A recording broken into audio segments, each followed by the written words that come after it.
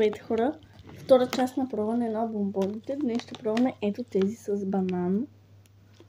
Че нека да ги отваряме.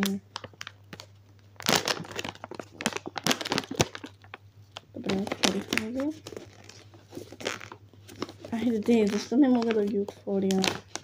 Отворих. Ето ги как изглеждат.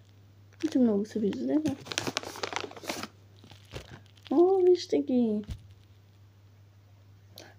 Само да покажа.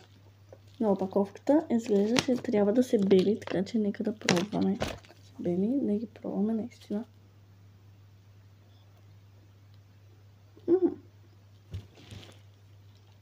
Вкусни са, не са лоши. Чаквах да не са толкова вкусни, но ето, вижте. Мисля, че ето, вижте как, нали, е по-различно. Мисля, че трябва да се бели. Че... мисля, че се бели. Всъщност.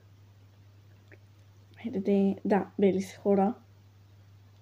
Успях да го беля, погледнете. Че...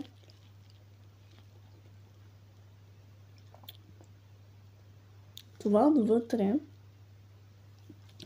повече залепва по зъбите, така че вижте го и това.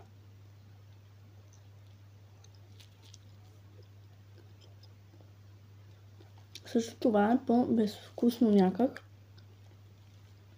Но пак ми харесва. Ето смисъл. Готино е да се пробва. Вкусни са. Мислех, че няма да са вкусни. Но те ми харесват. Ето смисъл изглеждат сладко. Готини са. Наистина изглеждат като бананче. Така че, да. На опаковката да си показва също, че трябва да се бели. И наистина се бели. Нали смисълто се вижда горе-долу. Защото аз до сега, каквито съм пробвала, не се белят. А някои се показват. Така че... Но е готино наистина, че се бели. Ако успея да е. Става лесно.